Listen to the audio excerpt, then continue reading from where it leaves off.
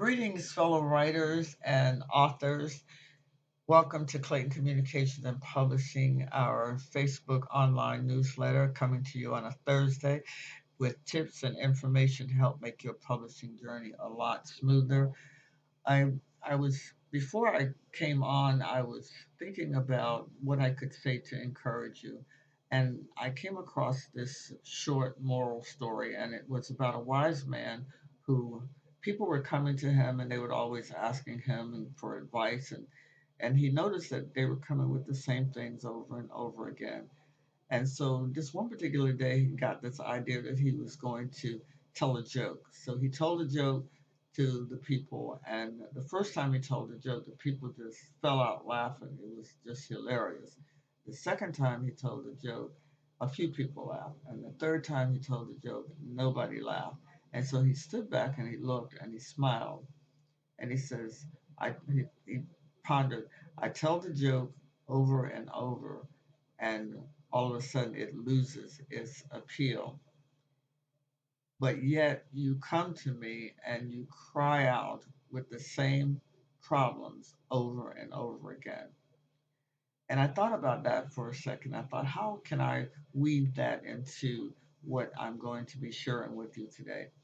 And what is he saying? He's saying that something this when you do the same things over and over again and you're not getting a result, it's time to change or get educated on, okay, what am I doing?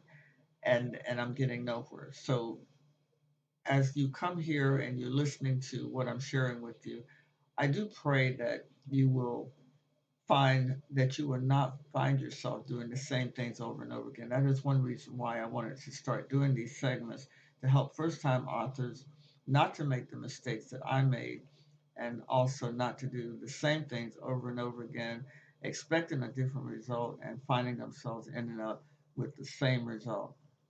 So we, we are praying that you get to your destination without the repetition. Okay, so let's move on from there. So today I want to talk about probably about three things. The first one is making a book, the second one is what to write, and the third one is the market. Okay, so and I have to share this with you because, and I'm a little embarrassed to share it but you know, sometimes you have to be embarrassed and in order to get to where you need to get to. And when I started out, I did not know. I read books, but I didn't really know physically how books were put together. And actually, it took me doing some research and ending up with a children's book, How to Make a Book, that really helped open my eyes. And so, a book is a couple of things. A book is it has a cover. Okay, you can see it has a cover, and usually the cover is pretty colorful design. Let me see if I can get it in there for you to see it. And so it has a cover, and then you have the interior part of a book, which is, I call it the guts, which is the contents in the book. And so that, once I got that picture, then I knew as a novice going into it, I thought, okay, so then the type of person that I need to look for is if I'm going to self-publish, is a person who can design a cover, a person who can take the content and scale it down to a size. In this particular case, this book happens to be an eight. Let's see, an 8.5 by 11. Now there are smaller books. For example, you have this type of book, which is smaller. It's probably more of a 5.5 by 8, and yeah, about a 5.5 by 8. And so there you have that type of style. And then there's also the 6 by 9.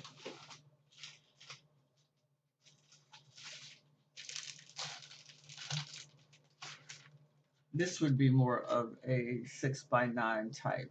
Okay, so you have a couple of different choices and things to book sizes to choose from. So that person who does your interior need to understand and know how to do that part. I did not know how to do that part, so I hired someone to do that. And so once you get it sized down, you know what you want, and you can have all different types of sizes.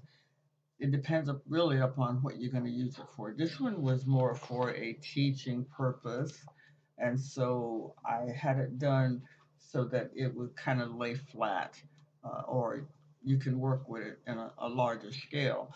I wouldn't, if I was teaching, I really wouldn't necessarily use this size. So it all depends on really what you want to do with it. And that's how I started out. I started out in complete ignorance and, of course, had to be educated as I went along. So the next thing I want to talk to you about is the what is contained in a book. There's a few things that a book every book tends to have, and one of those things, well, in this particular case, if let me see if you can see that, it has the cover title, which is opens up into the when you open the cover up, and then you have the copyright page, and you might not be able to see that clearly, but you can pull any book that you have and look at that. And then you have the table of contents, and sometimes it's called just contents, and then the table of contents. Generally speaking, or basically speaking, those are the few pages that you might have. Sometimes people have a dedication, sometimes they have a foreword, sometimes they have an introduction, but regardless, it all depends on what you want to do in in terms of customizing your book. So now let's talk about what to write. When I wrote my first book, I wrote my life story. That was the beginning. That was my first book. And of course, since that time, I've done books, helped others to do books, and they've written about many different topics. And so you can, if you are a pastor, you might want to create a book out of your sermons, create a book out of your Bible studies. You could, if you know how to do a particular thing, and YouTube is famous for that, or notorious for people. You want to know how to do something, go to YouTube. And or if you are, let's say, in a business and you've been very successful in that business, you might want to write your business success story. I mean, people want to hear about your challenges, how you got from point A to point F or point Z. If you know something, maybe you have some financial knowledge, maybe you got out of that Dave Ramsey, and on his based upon his personal life to get out of debt. He has created a whole phenomenal program, and just he's everywhere based upon something that happened to him and the knowledge that he gained. So maybe that's you. Also, relationships. If you had maybe some bad experiences with relationships, or you've had good experiences, or you just know how to have good relationships in the family, good relationships outside of the family. Maybe you know something about relationships. You could be a counselor and have begin to observe certain things, and you write about them. Just like in this one particular book that I shared with you, um, Taming the Terrible Twins, Envy and Jealousy. And so, what is it that you have had your experiences in that you can write about? Maybe it's raising children. There are so many different things that people want to know. And because of the internet today, people just type in what they want to know, and up pops some knowledge or information or even a video to help them to gain that knowledge. Okay. And maybe it's a subject that you have some knowledge of, and maybe you want to research a topic that is dear to your heart, and you want to do it like that. And certainly you can do that. But once you've decided what you want to do, then you just kind of move into to putting it together. I'll talk about that a little bit at another time. So now, once you've decided on what you want to write about, one of the things you might want to do is look into the marketplace. And of course, I tell you this, so this was, I had to learn all of this stuff, and I might have done a better job of putting my books together, or putting my first book together, if I had done some of what I'm sharing with you now. So you might want to then go into the marketplace. Okay, in the marketplace, what do you see on your topic? And when you look at what you see on your topic, and the attitude of most first time authors is, well, I've written this book, it's the best thing since sliced bread, and so therefore I know it's going to be a bestseller and all of that. Nobody else has ever done that. Well, from my experiences with traditional publishing, that doesn't necessarily that's not necessarily so, because what they ask you to do on the traditional side is that they do want you to make comparisons. Okay, so what is in the market that you can compare your book to, or that's part of how you interest them, and what you're doing is by relating to or referring to something that's already in the market, and it gives them a better idea of, okay, this person has a good grasp on what they want to do, or it just, if you don't put that in there, I'm sure that would probably weigh heavily on in terms of whether you really would be a good person to invest their money in. And so the looking in the market, Amazon is a good place to look if you are wanting to find books and books that you can actually look into. I love that feature about Amazon, and sometimes you can read a chapter. It depends on the size of the book. One of the things I've learned, and as a first-time author, is competition is good. At first, I thought if it's competition, I don't know, maybe this won't work. But competition is good. When you have competition, more than one book in the market on a subject, that says that there is a market, and the market isn't necessarily crowded, because a subject can be worked in from a different perspective. And and I always say this: it says just because you got an idea that's unique to you doesn't mean that that idea wasn't given to someone else that was unique to them. And I found that out when I invented something and I started doing the research, and I thought, whoa, way back in the 1800s, somebody had thought of this idea? Yes. Okay.